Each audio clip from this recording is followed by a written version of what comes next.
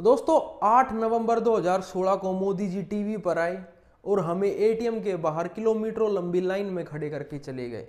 जी हाँ, यानी 500 और 1000 के नोट उन्होंने बंद कर दिए।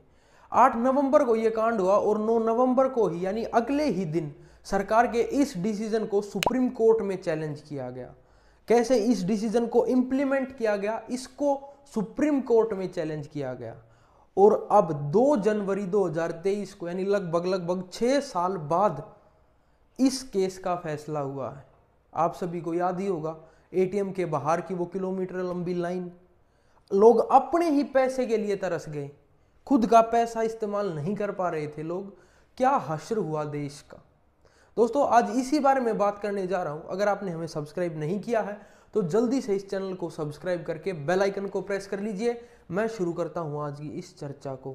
दोस्तों इस डिमोनेटाइजेशन यानी नोटबंदी के बाद आम जनमानस को जो परेशानी हुई, जो आपको परेशानी हुई, हमें परेशानी हुई, वो परेशानी हम सभी को अभी तक याद है। सुप्रीम कोर्ट में पिछले 6 साल से जो केस चल रहा था, 5 जज की बेंच ने इस पर अपना डिसीजन दिया है और 4-1 की मेजोरिटी से सुप्रीम कोर्ट ने यह डिसीजन दिया है कि ये डिमोनेटाइजेशन लीगल था। अब कुछ अंधभक्त हैं, जो बीजेपी सपोर्टर्स हैं, मोदी भक्त हैं, जो वो यहीं से वीडियो बंद करके चले जाएंगे। वो खुश हो गए कि सरकार का लिया हुआ डिसीजन लीगल करार दे दिया गया। लेकिन रुको जरा, सब्र करो, अभी वीडियो बाकी है मेरे दोस्तों सबसे पहली बात तो ये है कि कोर्ट में इस डिमोनेटाइजेशन के आउटकम्स को चैलेंज नहीं किया गया था।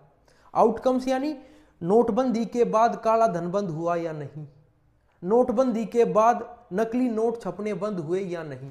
कोर्ट में चैलेंज किया गया था कि क्या इस डिमोनेटाइजेशन को लीगल तरीके से इंप्लीमेंट किया गया है या नहीं।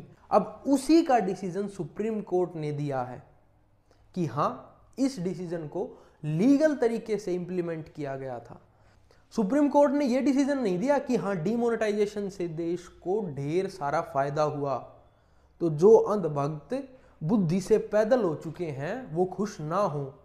चैलेंज इस बात का था कि क्या इसको लीगली इंप्लीमेंट किया है या नहीं। इस डिमोनेटाइजेशन के जो आउटकम्स थे उनके बारे में मैं अभी और आगे चर्चा करने जा रहा हूं, तो कमर लगा के बैठ जाइए आराम से। दोस्तों डिमोनेटाइजेशन पर कौशिक बसु जो सरकार के चीफ इकोनॉमिस्ट एडवाइजर थे, वो क्या कहते हैं, एक बार उनकी बात सुन लेते हैं। Demonetisation was implemented to combat corruption, terrorism, financing and inflation, but it was poorly designed with scant attention paid to the laws of the market. The demonetisation had very little to do with corruption. It is the poorer people and the informal sector which has been hit very adversely. This was a non-starter frankly. तो इनके अनुसार demonetisation किया गया था ताकि काला धन रोका जा सके, आतंकवादियों को जो पैसा था उसको रोका जा सके। तो इन्होंने कहा कि डिमोनेटाइजेशन एक पुअरली डिजाइंड प्रोसेस था, एक पुअरली डिजाइंड डिसीजन था जिसको सरकार ने अच्छे से इंप्लीमेंट नहीं किया। देखिए दोस्तों, आप सभी भी जानते हैं, भले ही डिमोनेटाइजेशन सरकार ने एक साफ और सफेद मकसद के लिए किया हो, लेकिन it was poorly designed, lack of planning. Indian market को बिना समझे, इंडियन मार्केट को बिना जाने सरकार ने यह डिसीजन लिया। इंडिया जैसा देश जहां पर मैक्सिमम ट्रांजैक्शन कैश से होता है, वहां पर यह डिसीजन लेना बेवकूफी से कम नहीं था। इस डिसीजन ने आम जनमानस को जो परेशान किया है वो सभी आप भली भांति जानते हैं और आपको याद भी होगा, और उसका प्रूफ देने की मुझे जरूरत नहीं है। इस डिसीजन के बाद पूरा देश बैंक के बाहर खड़ा हो गया, किलोमीटर तक लंबी लाइन, लोग अपने ही पैसे को तरस गए। किसी को अपनी बेटी की शादी करनी थी, किसी को माँ के इलाज के लिए पैसे चाहिए थे, लोग अपना ही पैसा इस्तेमाल नहीं कर पा रहे थे। और इसी नोक झोंक में 8 नवंबर को यह डिसीजन लिया गया था और 16 नवंबर आते आते 33 लोगों ने अपनी जान गंवा दी।